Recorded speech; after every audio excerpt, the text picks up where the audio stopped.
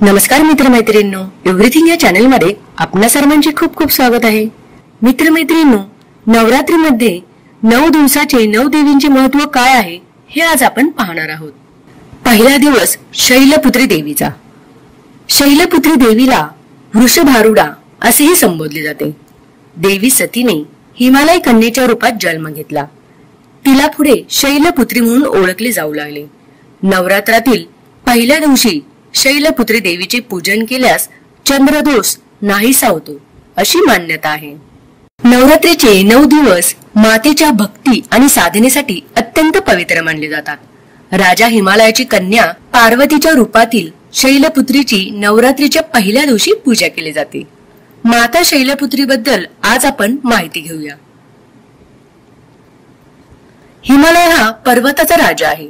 तो खंबीर आहे, त्याला कोणीही हलवू शकत नाही। जेव्हा आपण भक्तीचा मार्ग निवडतो तेव्हा आपल्या मनात भगवंतावर अशीच अढळ श्रद्धा असली पाहिजे, तरच आपण आपले ध्येय गाठू शकतो। त्यामुळे नवरात्रीच्या पहिल्या दिवशी शैलपुत्री देवीची पूजा केली जाते। माता शैलपुत्रीच्या जन्माची पौराणिक कथा। शैलपुत्री मातेला सती असेही म्हणतात। सती प्रजापती दक्ष यांची कन्या होय। वडिलांच्या विरोधात जात सती मातेने भगवान शिवांशी विवाह केला होता। त्यानंतर काही वर्षांनी प्रजापती दक्षिणे मोठा यज्ञ करण्याचे ठरवले। त्यासाठी त्यांनी सर्व देवी देवतांना आमंत्रणे पाठवली, परंतु भगवान शिवाला नाही। देवी सतीला आमंत्रण येणार हे चांगलेच माहित होते, पण तसे झाले नाही। ती त्या यज्ञाला जायला हताश होती, पण भगवान शंकरांनी नकार दिला। यज्ञाला जाण्याचे निमंत्रण मिळाले नाही, त्यामुळे तेथे जाणे योग्य नसल्याने त्यांनी सांगितले। सती राजी झाली नाही आणि यज्ञाला जाण्यासाठी पुन्हा पुन्हा आग्रह करू लागली। शेवटी स्त्री हट्टपूर्वक शिवांनी सतीला तेथे जाण्याची परवानगी दिली। सती जेव्हा तिचे वडील प्रजापित दक्ष यांच्या घरी पोहोचली तेव्हा तिने पाहिले की कोणीही तिच्याशी आदर आणि प्रेमाने बोलत नव्हते। त्यांच्या इतर बहिणींचे कौतुक सुरू होते, पण कोणीही सतीची चौकशी सुद्धा केली नाही। केवळ आईने सती मातेला प्रेमाने मिठी मारली। एवढंच नाही तर सतीच्या इतर बहिणींनी सतीच्या संसाराची थट्टा केली। तसेच सतीचा पती भगवान शिव यांचाही तिरस्कार केला। खुद्द राजा दक्ष यांनीही त्यांचा अपमान करण्याची संधी सोडली नाही। हे सगळे पाहून माता सती दुःखी झाल्या। त्यांना स्वतःचा आणि भगवान शंकरांचा अपमान सहन होत नव्हता। त्यामुळे रागाच्या भरात सतीने त्याच यज्ञात अग्नीला स्वतःला झोकून घेतले, आपले प्राण अर्पण केले। भगवान शंकरांनाही कळताच ते दुःखी झाले। दुःखाच्या आणि क्रोधाच्या ज्वालात पेटलेल्या शिवाने त्या यज्ञाचा नाश केला। त्यानंतर माता सतीने पुन्हा हिमालयामध्ये जन्म घेतला।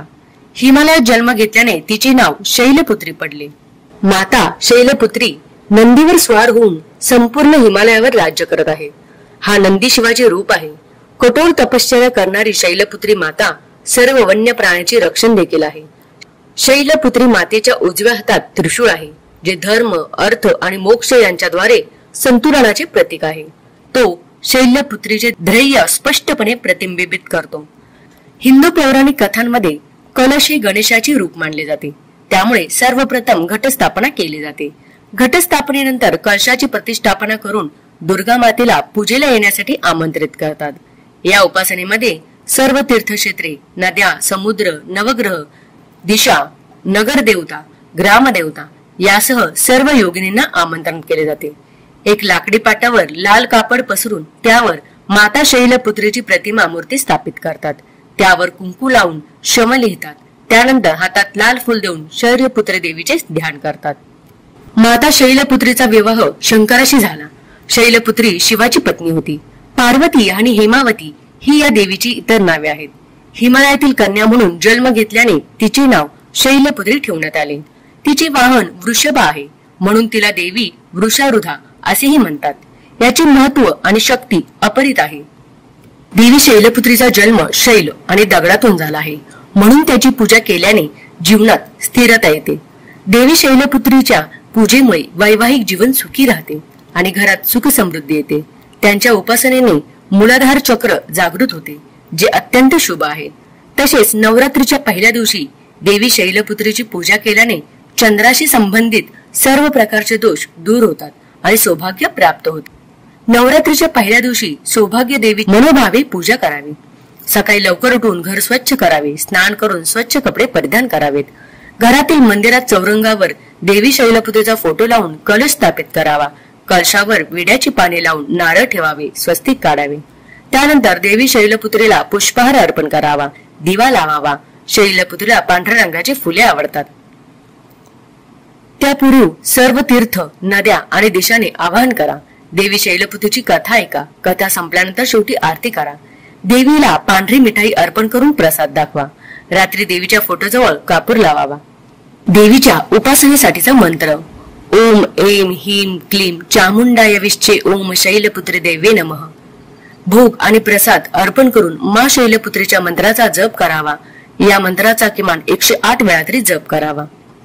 त्यानंतर आरती करावी. नवरात्रीच्या पहिल्या दिवशी मातेचे पहिले रूप असलेल्या माता शैलपुत्रीची पूजा केली जाते. या दिवशी उपवास केल्यानंतर मातेच्या चरणी गायीचे शुद्ध तूप अर्पण केल्याने आरोग्याचा आशीर्वाद मिळतो आणि उपवास करणारा व्यक्ती निरोगी राहतो. शैलपुत्री माता काशी नगरी वाराणसी येथे आहे. तिथे शैलपुत्रीचे एक अतिप्राचीन मंदिर आहे. त्याबद्दल असे मानले जाते की माता शैलपुत्रीचे दर्शन घेतल्याने भक्तांच्या मनोकामना पूर्ण होतात. नवरात्रीच्या पहिल्या दिवशी म्हणजेच घटस्थापने दिवशी जो भक्त मा शैलपुत्रीचे दर्शन घेतो त्याच्या वैवाहिक जीवनातील सर्व संकटे दूर होतात असेही म्हटले जाते. देवी वृषभ बैल वर विराजमान आहे. देवी शैलपुत्रीने उजव्या हातात त्रिशूळ आणि डाव्या हातात कमळाचे फुल धारण केलेले आहे. नवदुर्गांपैकी ही पहिली दुर्गा आहे. नवरात्रीच्या पहिल्या दिवशी देवीच्या उपासनेचा भाग म्हणून शैलपुत्रीची पूजा करावी. तर मित्रमैत्रिणींनो, अशा प्रकारे नवदुर्गांमध्ये सर्वात पहिला दिवस असतो तो शैलदुर्गा मातेचा. तर मित्रांनो, या दिवशी तुम्ही या देवीची पूजा करावी. तर मित्रमैत्रिणींनो, अशा प्रकारे आपण बाकीच्या 8 देवींचे महत्व पुढील भागामध्ये पाहणार आहोत. तर मित्रांनो, कसा वाटला तुम्हाला हा व्हिडिओ हे मला कमेंट करून नक्की कळवा. आणि अशीच विविध प्रकारचे व्हिडिओ पाहण्यासाठी आमच्या चॅनलला लाईक आणि सबस्क्राईब करा आणि बेल आयकॉनला प्रेस करा. धन्यवाद.